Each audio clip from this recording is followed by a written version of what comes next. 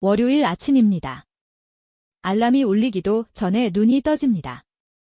아직 침대 위인데 벌써 머릿속은 분주합니다. 오늘 처리해야 할 보고서, 어제 팀장이 던진 한마디, 답장을 미뤄둔 카톡 알림들. 스마트폰을 집어드는 순간 숫자들이 쏟아집니다. 읽지 않은 메일 23통. 단톡방 메시지 47개. SNS 피드엔 어젯밤 사이 세상이 또 한 번 뒤집혀 있습니다.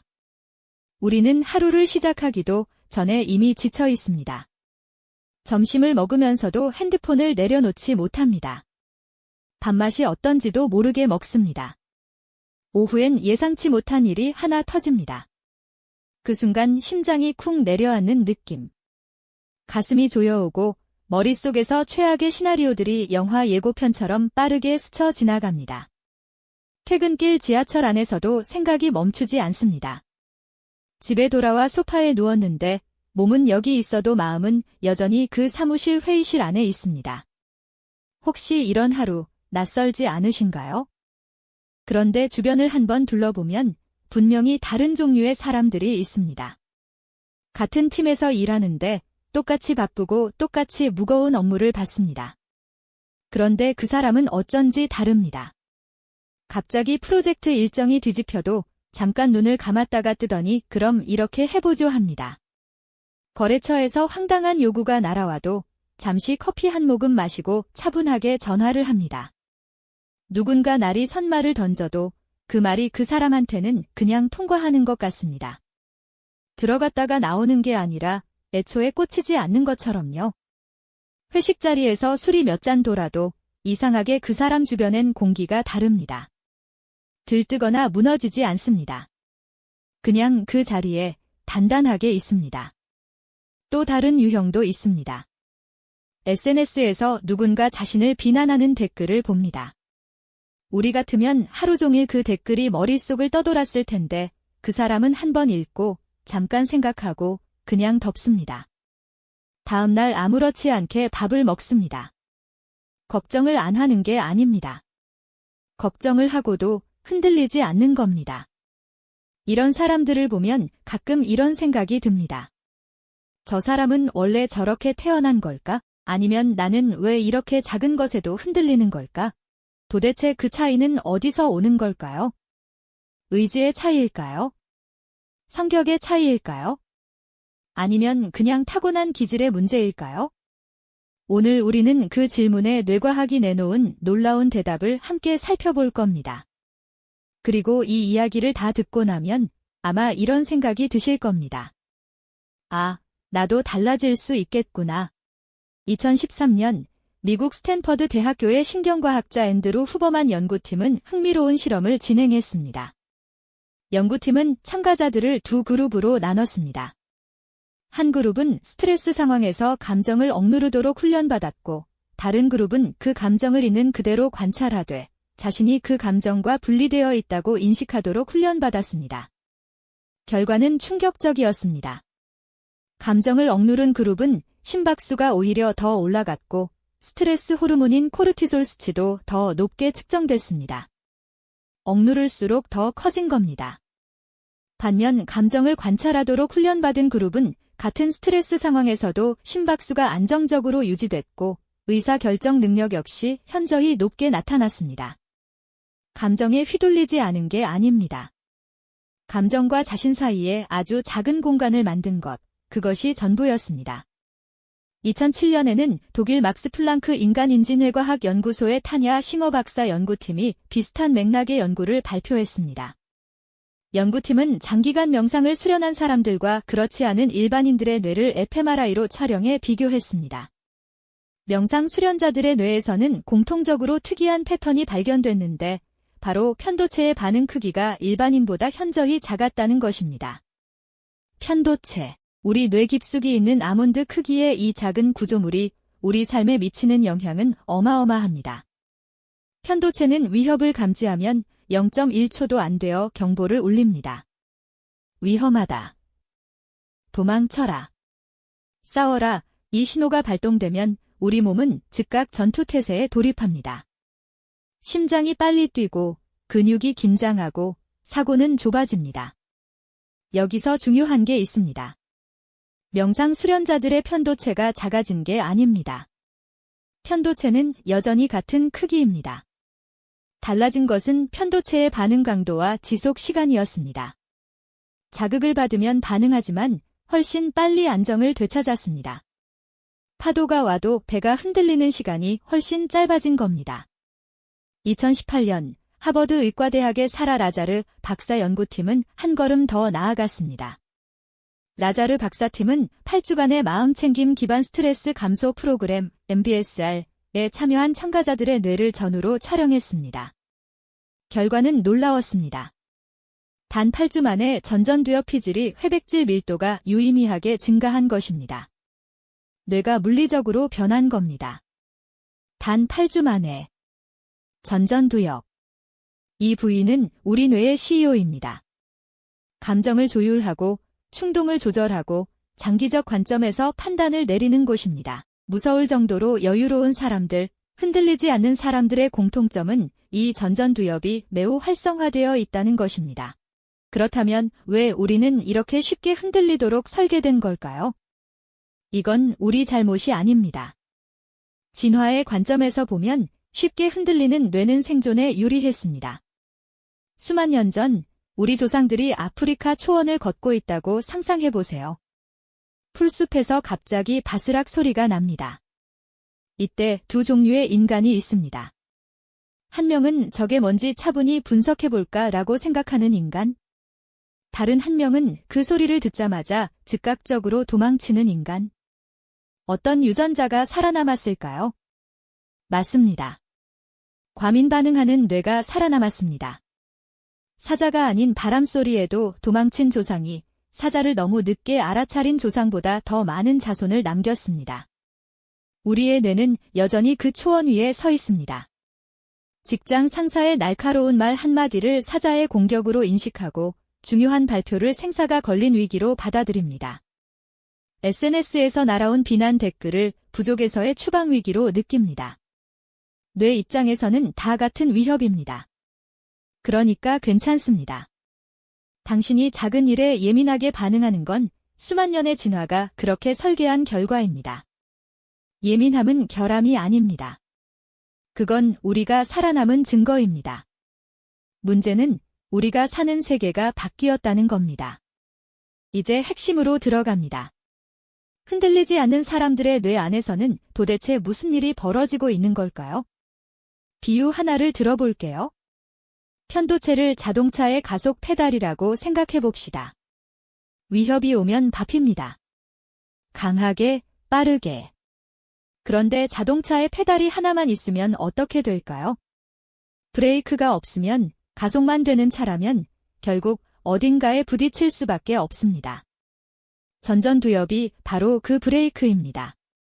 편도체가 위험하다. 고 소리 지를 때 전전두엽은 잠깐, 진짜로 위험한 건지 한번 보자라고 말합니다. 이 두 부위가 얼마나 잘 소통하느냐에 따라 우리가 얼마나 빠르게 안정을 되찾느냐가 결정됩니다. 과학자들은 이 연결 통로를 감정 조절 회로라고 부릅니다. 여유로운 사람들은 이 회로가 넓고 탄탄합니다. 고속도로처럼요. 편도체가 경보를 울리면 전전두엽이 재빠르게 신호를 받아 상황을 재평가합니다. 이건 사자가 아니야? 상사가 스트레스를 받은 거야? 해결할 수 있어. 그 판단이 내려지는 순간 코르티솔 수치가 내려가고 심박이 안정되고 사고가 다시 넓어집니다. 반면 자주 흔들리는 사람들은 이 회로가 아직 좁습니다. 왕복 4차선이 필요한데 지금은 오솔길 수준인 겁니다. 하지만 여기에 뇌과학이 주는 가장 중요한 메시지가 있습니다. 뇌는 바뀝니다. 이 오솔길을 넓힐 수 있습니다. 심지어 고속도로로 만들 수 있습니다. 신경가소성, 뇌는 어떻게 쓰느냐에 따라 구조 자체가 바뀌는 기관입니다. 우리가 매일 어떤 생각을 하고 어떤 훈련을 하느냐가 문자 그대로 뇌의 물리적 구조를 바꿉니다.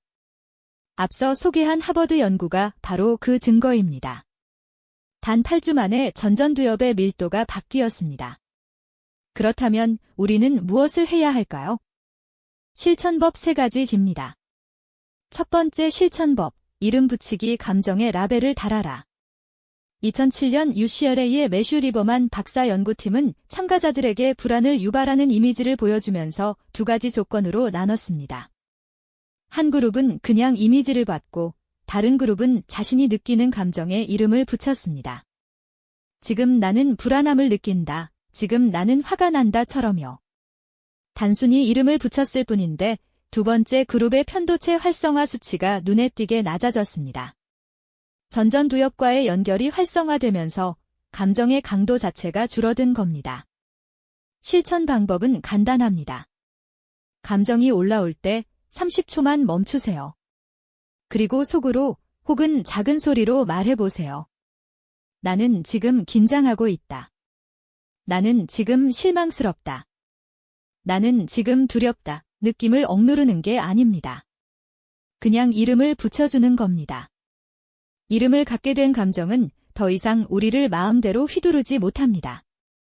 이름을 모를 때 가장 무섭고 이름을 알게 되면 비로소 다룰 수 있게 됩니다. 2번째 실천법, 생리적 한숨 4초 들이쉬고 8초 내쉬어라. 앤드루 후버만 박사가 가장 강조하는 즉각적 안정 기술입니다. 이름도 멋집니다. 생리적 한숨, 피지올라지컬 사이. 방법은 이렇습니다. 코로 4초간 들이쉬고 잠깐 멈춘 뒤 다시 짧게 한 번 더 들이쉬고 그 다음 입으로 천천히 8초에 걸쳐 내쉽니다. 이렇게 3회 반복합니다. 총 1분도 안 걸립니다. 왜 이게 효과가 있을까요? 우리 몸에서 심박수를 낮추는 유일한 방법은 날숨을 길게 하는 것입니다. 날숨이 길어지면 미주신경이 활성화되고 미주신경은 부교감신경계, 즉 안정 시스템에 직접 연결돼 있습니다.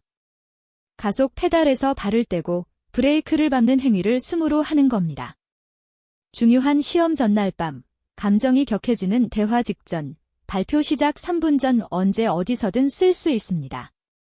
화장실에서, 엘리베이터 안에서, 회의실 입장 전에. 4초 들이쉬고 8초 내쉬는 이 작은 습관이 뇌에게 말합니다. 지금은 위험한 상황이 아니야. 안전해.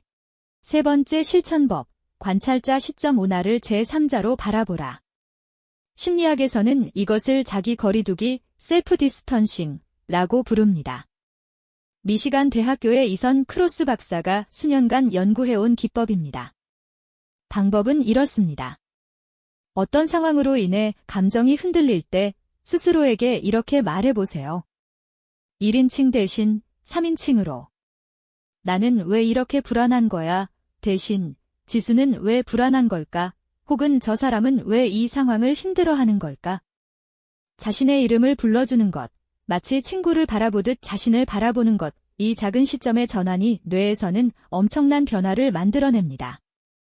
자신을 3인칭으로 인식하는 순간 전전두엽이 활성화되면서 상황을 훨씬 넓은 시야로 처리할 수 있게 됩니다. 문제 안에 빠진 사람이 아니라 문제를 바라보는 사람이 되는 겁니다.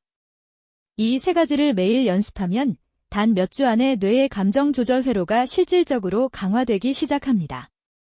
오솔길이 조금씩 넓어집니다. 오늘 우리가 함께 살펴본 내용을 정리해 볼게요. 첫째, 흔들리지 않는 사람들은 의지가 강한 게 아닙니다. 편도체와 전전두엽 사이의 감정 조절 회로가 더 발달해 있는 겁니다. 그리고 이 회로는 훈련으로 강화할 수 있습니다. 둘째, 우리가 쉽게 흔들리는 건 진화의 산물입니다. 수만 년 동안 생존을 위해 설계된 뇌가 현대의 위협에 과잉 반응하는 것뿐입니다. 이건 결함이 아니라 우리가 살아남은 증거입니다. 셋째, 감정의 이름 붙이기, 생리적 한숨, 관찰자 시점. 이 3가지 기법을 매일 조금씩 실천하면 뇌는 물리적으로 바뀝니다. 무서울 정도로 여유로운 그 사람들의 뇌가 우리 안에서도 천천히 만들어집니다. 여유롭다는 건 흔들리지 않는다는 게 아닙니다. 파도가 오지 않는 바다는 없습니다. 여유로운 사람들도 흔들립니다.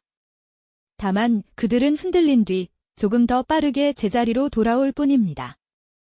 그리고 그 능력은 타고나는 게 아닙니다.